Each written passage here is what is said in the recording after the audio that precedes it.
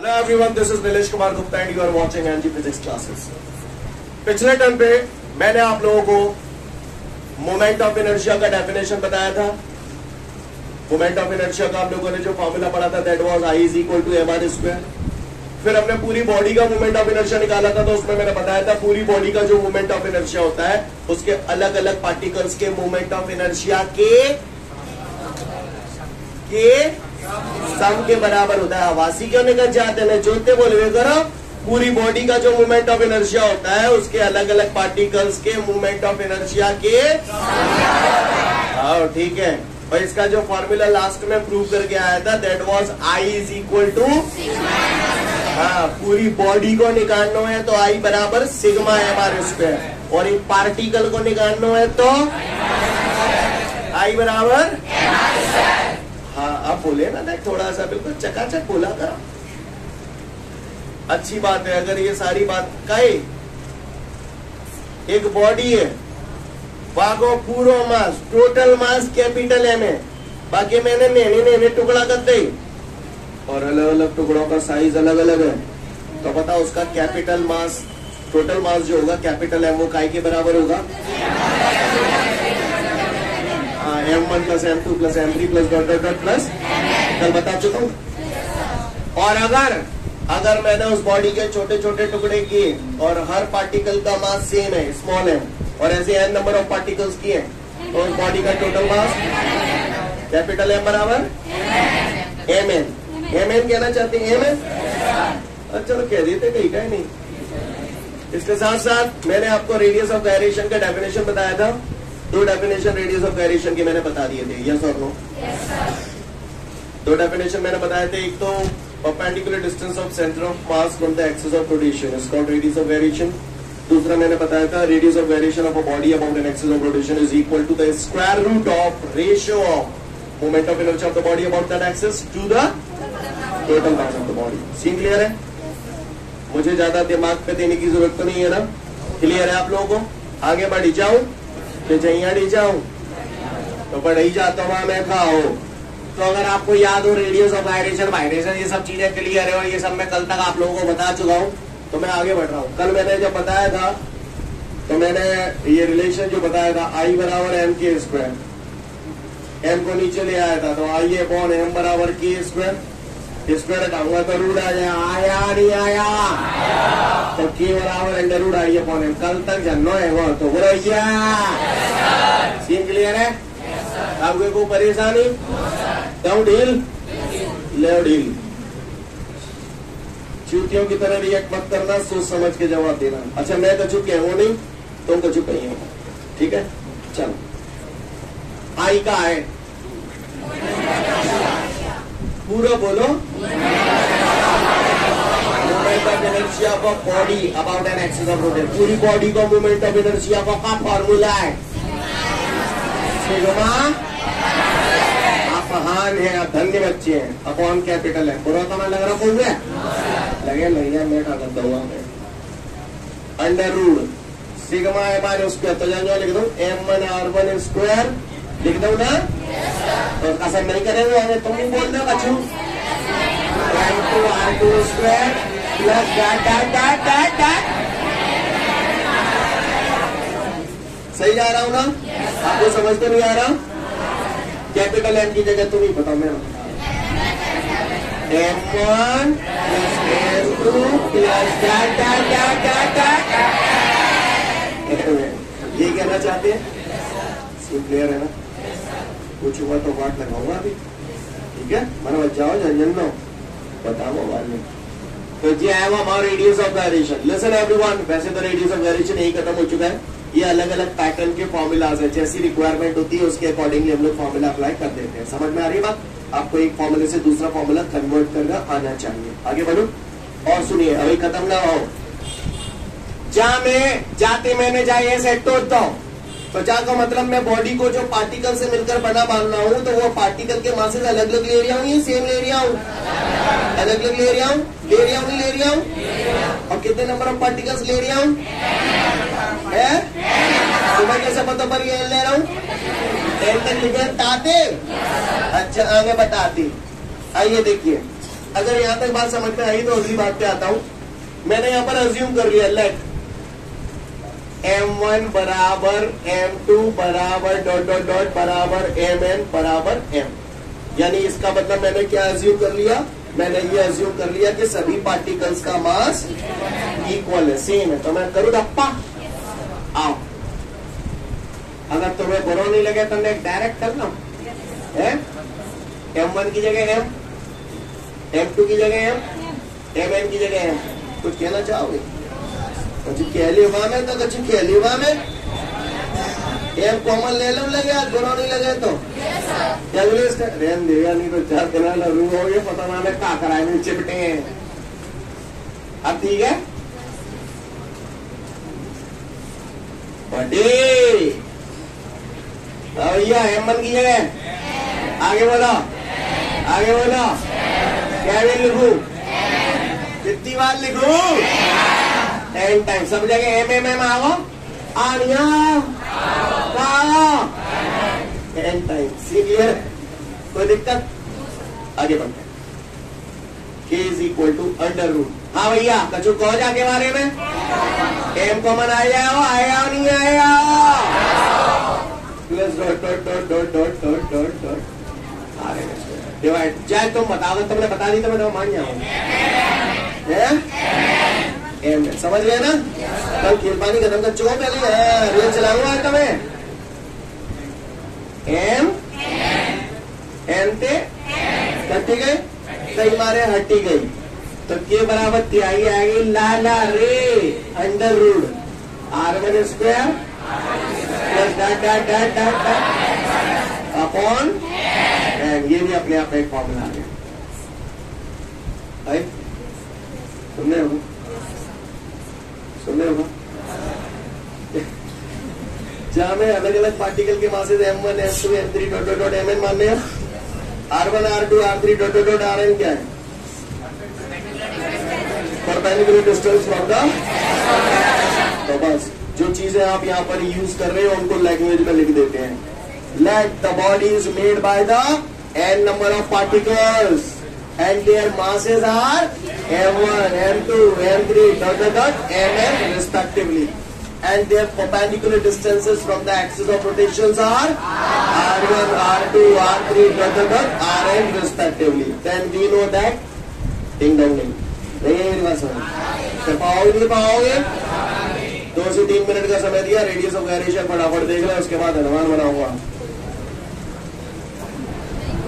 इसके बाद हमारे सामने अगला क्वेश्चन है, track the relation for the rotational kinetic energy of the body. अब बता दिया रोटेशनल काइनेटिक एनर्जी होती क्या है, क्लियर?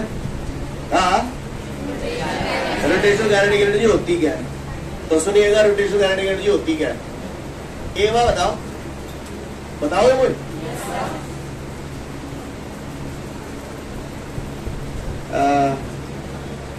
ये डंडा दिख रहा है?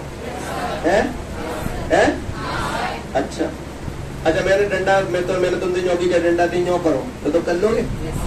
कर लोगे ना? वो मालूम है तुम कर लोगे, वो मालूम है तुम कर लोगे। अब जो डंडा में जो भरभरा के घुमा रहा हूँ, अब मैं करूँ कहा ऐसा, कर लोगे?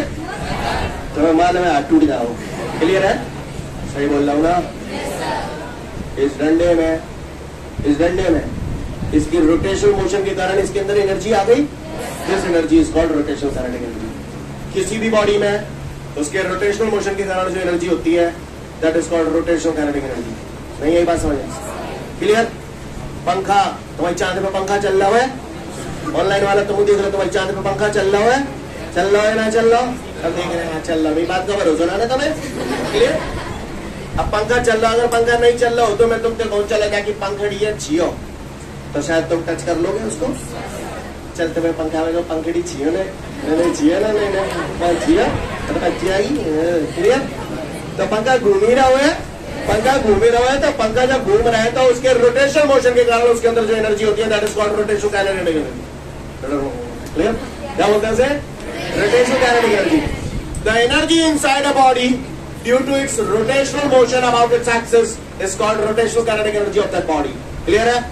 किसी भी बॉडी में उसके रोटेशनल मोशन के कारण जो एनर्जी होती है उसे हम लोग रोटेशनल काइनेटिक एनर्जी बोलते हैं। क्लियर है? Again I repeat the definition. The energy inside a body due to its rotation about its axis. Clear? Axis axis में लिखना था, आगे लगन दो. Energy inside a body due to its rotation motion is called rotation kinetic energy. कहीं दोनों कहीं. Energy inside a body due to its rotation motion is called rotation kinetic energy. बोलो ये. कोई माइकल है जो मुझे बता दे काइनेटिक एनर्जी का फॉर्मूला क्या होता है? सिर्री बता दे वो. आओ. क्या है? अर्ज किया. Shut up. किसी बॉडी का टोटल मास उसके अलग अलग पार्टिकल्स के मासेस के सम. इतनी देर क्या लगती है? ढीलो है? किसी बॉडी का टोटल मास उसके अलग अलग पार्टिकल्स के मासेस के. किसी बॉडी की टोटल काइनेटिक एनर्जी उसके अलग अलग पार्टिकल्स के काइनेटिक एनर्जी के.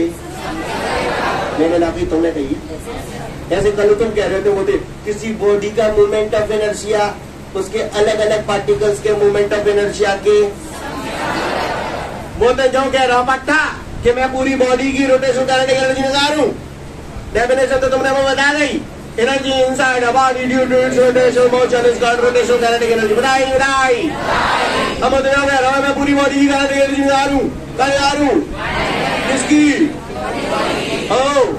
तो पूरी बॉडी की काइनेटिक एनर्जी उसके अलग अलग पार्टिकल्स के काइनेटिक एनर्जी के सम के बराबर होगी. होगी नहीं होगी?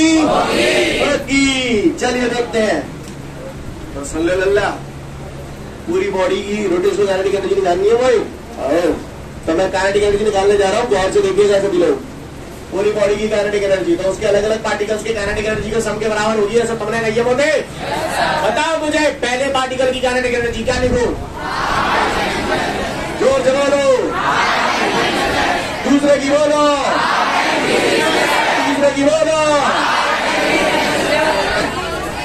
एनवे की बोलो. एनवे की. समझ आएगा? मैंने मुझे तोप तो चला गया. सीन क्लियर है? परीक्षा की घड़ी आ गई है.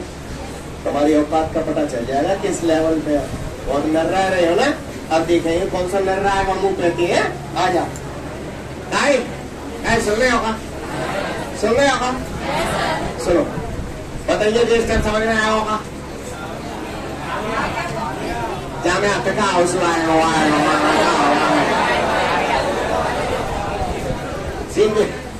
सीन क्लियर है? अन्नो को परेशानी ऑनलाइन वालों प्रॉपर देख पा रहे हो ना?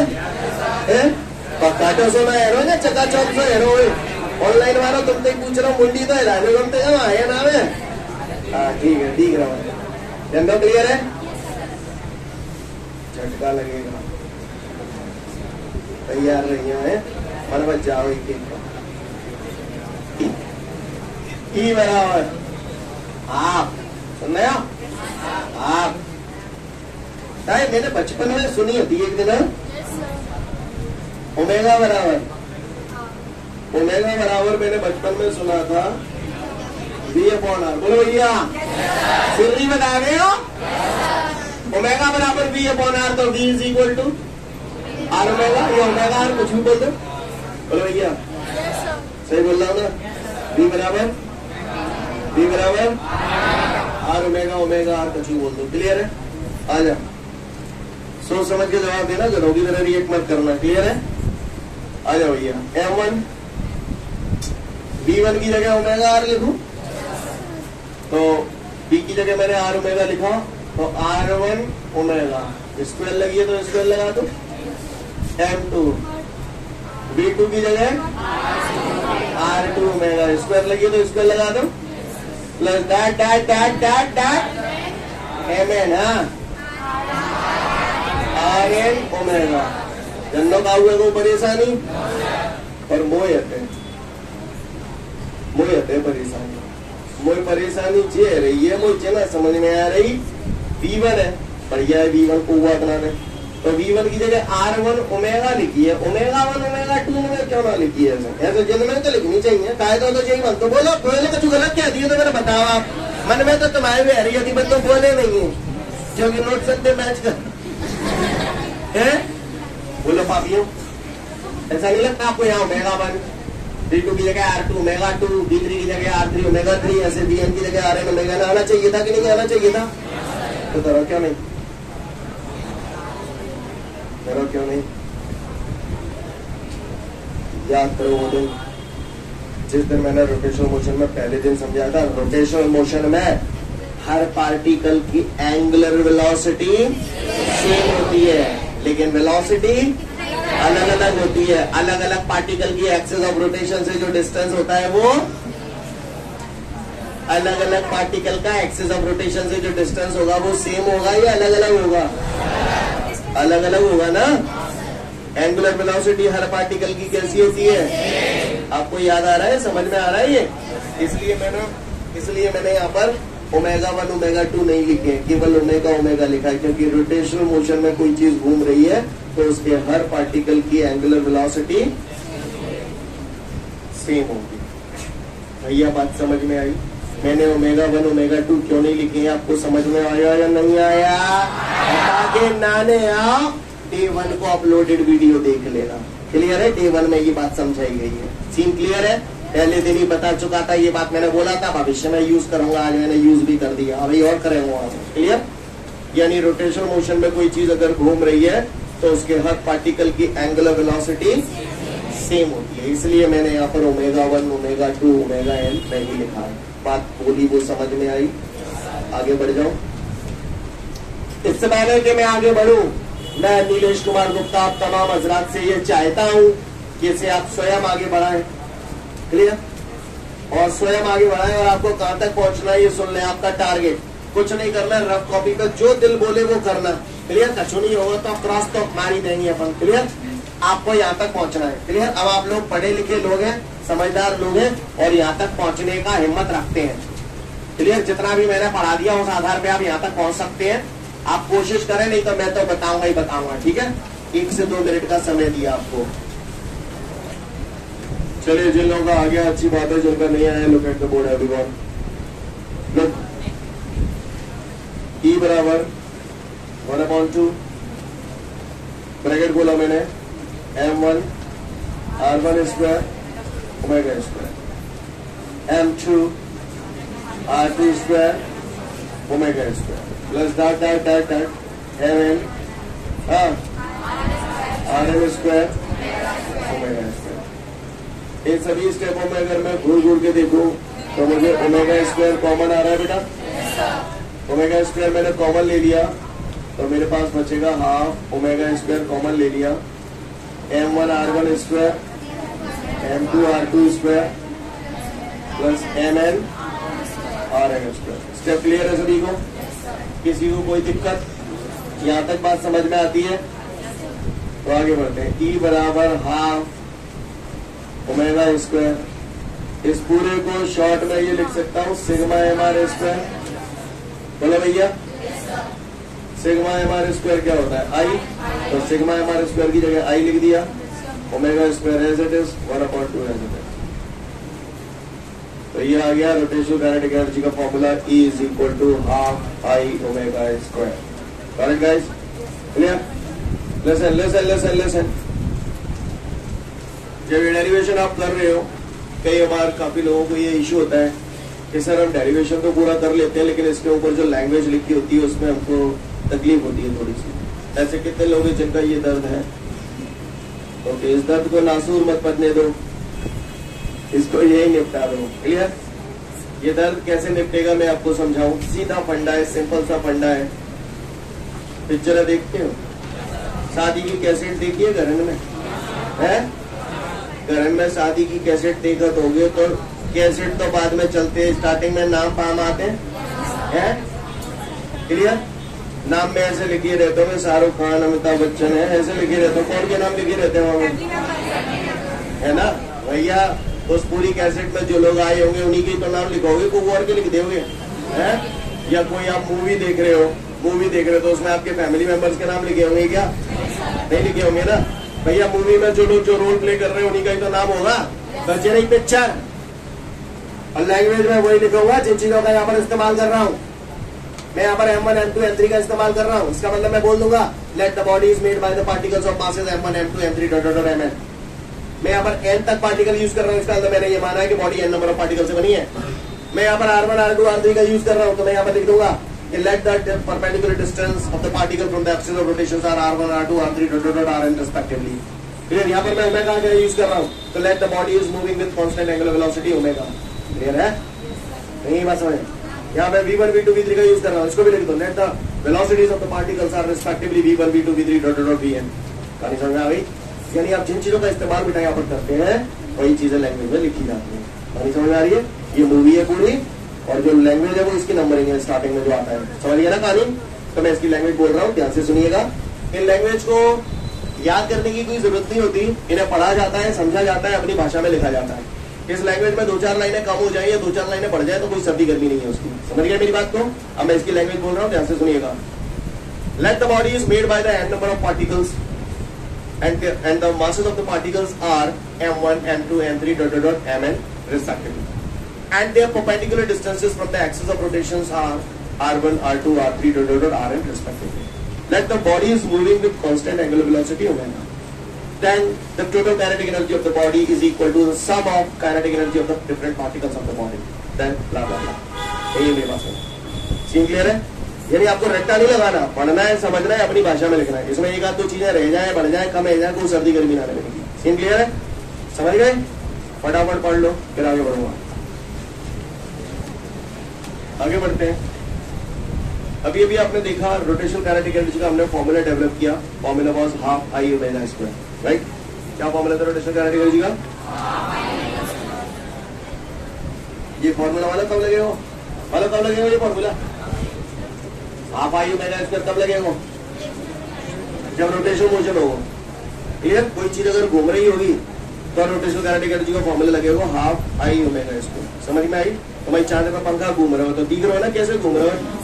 कि पंखा चल रहा हो का चल तो ना रहो, घूम ही रहो बोलो का घूम रहे हो तो का फॉर्मूला लगेगा हाफ आई ओमेगा स्क्वायर। ये रोटेशनल काइनेटिक एनर्जी का फॉर्मूला।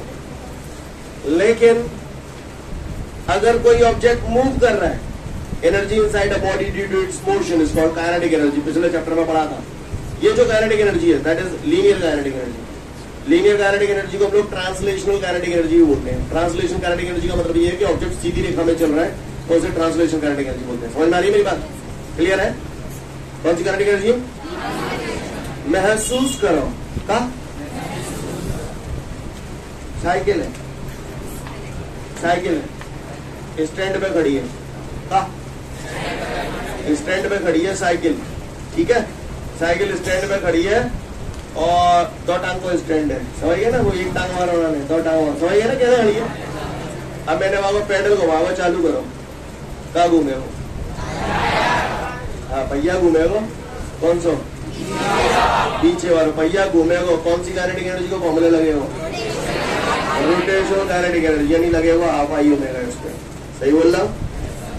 दूसरी सिचुएशन सोचो साइकिल है, स्टैंड पे थे, उतार ली और 2 ब्रेक मचा के लगा ले, ब्रेक लगा ले वो खींच के बिल्कुल, तो पहिया नहीं घूमेंगे। अब मैं वह साइकिल है जो घसीट रहा हूँ, नहीं यही बात समझ में आ रही है?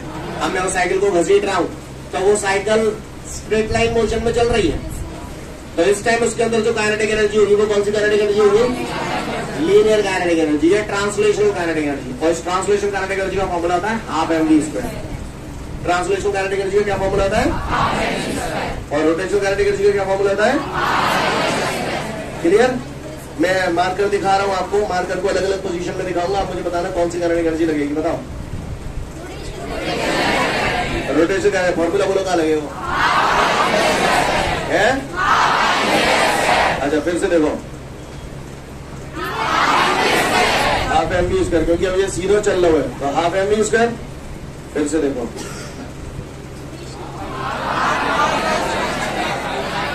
अब 2 लगेंगे क्योंकि लीनियर काइनेटिक एनर्जी भी हो रही है, आगे बढ़ रहा है और घूम रहा है कहा घूम रहा है, यानी रोटेशनल काइनेटिक एनर्जी भी है, आगे बढ़ रहा है और लीनियर काइनेटिक एनर्जी, सही बोल रहा हूं ना। तो इसकी टोटल काइनेटिक एनर्जी जो हो गई, इसकी जो टोटल काइनेटिक एनर्जी जो हो गई वो क्या हो गया, ट्रांसलेशनल काइनेटिक एनर्जी, बोलो भैया, प्लस रोटेशनल काइनेटिक एनर्जी। चुपड़े हैं, पूरी बॉडी की जो टोटल एनर्जी आ गई वो translational kinetic energy plus rotational kinetic energy. काऊ में वो परेशानी नहीं होता, बताए सीन क्लियर है गप्पा। हाफ mv स्क्वायर पूरी बॉडी का मूवमेंट ऑफ एनर्जी। एक तो फॉर्मूला था सिग्मा mr स्क्वायर, एक और था m की स्क्वायर, बताया था नहीं बताया था। तो आई की जगह क्या तान दू, m की स्क्वायर। यार मैंने बचपन में सुना था ओमेगा बराबर b अपॉन r होता है, तो लगा दूं तो v स्क्वायर अपॉन हो जाएगा, नहीं है जाएगा का कॉमन आ जाएगा, हाफ एम वी का बच्चे जाएगा। नहीं है मेरी बात समझ में। तो ये टोटल एनर्जी आ गई। ये टोटल एनर्जी कब है, जब ऑब्जेक्ट लीनियर मोशन भी कर रहा है और रोटेशन मोशन भी कर रहा है, तो उसकी टोटल काइनेटिक एनर्जी जो होगी that is half M V square bracket में 1 प्लस के स्क्वायर अपॉन। को परेशानी और तो बताए, देख लो फटाफट ये जो नोट दिया है इसके बाद आगे बढ़ते हैं। तो हम लोगों ने देखा अगर किसी जगह लीनियर मोशन हो रहा है तो काइनेटिक एनर्जी लगेगी हाफ एम वी स्क्वायर, किसी जगह रोटेशनल मोशन हो रहा है तो काइनेटिक एनर्जी लगेगी हाफ आई ओमेगा स्क्वायर, और अगर किसी जगह लीनियर मोशन और रोटेशनल मोशन दोनों हो रहे हैं तो या तो आप बोलो half M V square plus half I omega square, या फिर आप पूरा फॉर्मूला बोलते हो half M V square bracket में 1 प्लस के स्क्वायर अपॉन आर। ऐसे बोलोगे नहीं बोलोगे, बोलेंगे।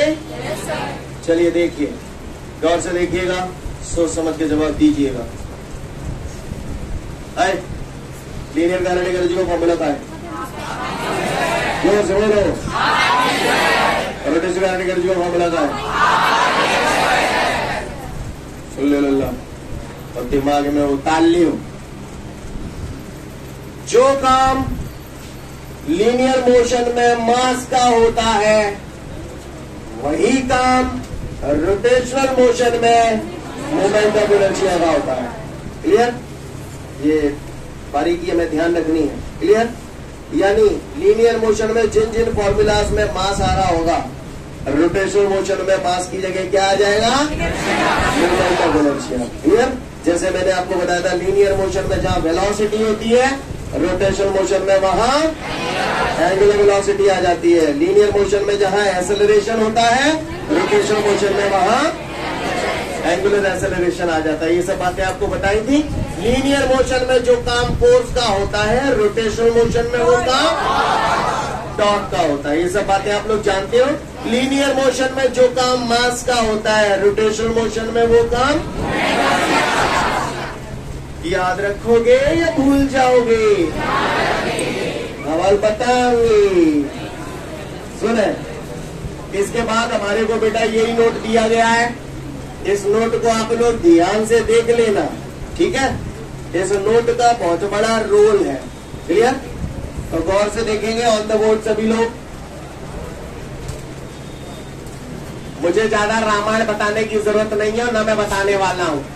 क्लियर, आप स्वयं ही कर लोगे। ये लीनियर मोशन कर रहा हूँ यहाँ मैं बात करूंगा रोटेशनल मोशन की। कुछ मैं कह दूंगा, कुछ आप कह देना और सिलसिला बन जाएगा। क्लियर, आओ आओ तुम्हें बाहर में ले चलो। नालायकों, लीनियर मोशन में जो काम डिस्प्लेसमेंट का होता था, बोलो यहाँ पे क्या आ जाता है, डिस्प्लेसमेंट को आप लोग यूजुअली डी से डिनोट करते थे। तो यहाँ पर डिस्प्लेसमेंट की जगह कौन आ जाता है, शॉर्ट में लिख दो एंगुलर डिस्प्लेसमेंट। कौन से लेटर से डिनोट करते थे, थीटा। ग्रुप में थीटा। वेलोसिटी, वेलोसिटी का वेलोसिटी का फॉर्मूला डिस्प्लेसमेंट अपॉन टाइम। या फिर आप इसे ऐसे भी लिख देते डिफरेंशियल फॉर्म में dx अपॉन dt। क्लियर है? वेलोसिटी की जगह यहां पर आ जाता है एंगुलर वेलोसिटी, डिस्प्लेसमेंट की जगह एंगुलर डिस्प्लेसमेंट, टाइम की जगह, और डिफरेंशियल के फॉर्म में हम लोग इसे ऐसे सीन। क्लियर है सभी को? कोई दिक्कत आई है? जो काम यहाँ पर एक्सेलरेशन का होता है वो काम यहाँ पर एंगुलर एक्सेलरेशन। याद आ रहा है सब? एक्सेलरेशन का फॉर्मूला लिखते थे v अपॉन टी, तो यहाँ वेलोसिटी की जगह एंगुलर वेलोसिटी, टाइम की जगह टाइम। डिफरेंशियल के फॉर्म में आप इसे ऐसे लिखते थे dv अपॉन dt। यहाँ क्या लिखूंगा? d omega upon dt। यहाँ पर आपने d square x upon dt square, याद है? v की जगह dx अपॉन dt रखते थे, यहाँ आ जाएगा ओमेगा की जगह d थीटा अपॉन dt रखेंगे तो d स्क्वायर थीटा अपॉन, नहीं यही बात समझ, ऐसा नहीं लग रहा, सारी चीजें वही है। और सुनो, जो काम यहाँ पर फोर्स का होता है, फोर्स, उसकी जगह यहाँ क्या आ जाता है? तो शॉर्ट में लिख दो, हवा लिखेंगे और सीधो ही लेता हूँ। Force is equal to mass into acceleration. Force की जगह यहाँ आ जाएगा टॉर्क, मास की जगह तुम बताओ मोमेंट ऑफ इनर्शिया, वैल्यू बताइए। एक्सेलरेशन की जगह एंगुलर एक्सेलरेशन। न्यूटन के जब लॉ बताए थे तो F बराबर dp अपॉन dt, याद है? बोलो भैया। तो यहाँ पर टाउ बराबर d अपॉन dt, p यहाँ मोमेंटम होता है, तो लीनियर मोमेंटम, मोमेंटम की जगह यहाँ आ जाता है एंगुलर मोमेंटम। मैंने आपको बताया था, अगर शायद आपको याद हो, एंगुलर मोमेंटम को L से डिनोट करते हैं, वैसे कल आपके सामने आ जाएगा एंगुलर मोमेंटम। सीन क्लियर है? वर्क का फॉर्मूला आप लोगों ने देखा था, work is equal to force into displacement. यहाँ पर वर्क का फॉर्मूला क्या बन जाएगा? देखो, फोर्स की जगह और डिस्प्लेसमेंट की जगह। समझ में आ रही बात? और देखो, काइनेटिक एनर्जी का फॉर्मूला हाफ mv स्क्वायर। यहाँ पर काइनेटिक एनर्जी का फॉर्मूला बनाना k से भी कर सकते हैं, e से भी कर सकते हैं, तो हाफ m की जगह v की जगह, नहीं यही बात समझ। अगर आपको याद हो काइनेटिक एनर्जी पिछले चैप्टर में जब मैंने पढ़ाई थी तो मैंने आपको ये भी फॉर्मूले बताए थे, half TV T square upon 2m, याद है? तो जो भी बना लियो, हाफ मोमेंटम की जगह एंगुलर मोमेंटम, वेलोसिटी की जगह एंगुलर वेलोसिटी। यहाँ मैं बता p की जगह क्या लिखूं? अपॉन 2, m की जगह। आपको समझ में आ रहा है मैं जो कर रहा हूँ? सीन क्लियर है? यानी अगर आप यहाँ के फॉर्मूले भूल जाओ तो टेंशन वाली कोई बात नहीं है, लीनियर मोशन के अगर याद है तो इसके आप बना सकते हो। सीन क्लियर है सभी को? किसी को कोई दिक्कत? कंपैरिजन पढ़ लो, आप लोग समझ जाओगे, कोई दिक्कत है तो पूछना। ठीक है, तो फिर आज के लिए पर्याप्त, कल फिर मिलते हैं। Thank you everyone, have a great day to all of you guys.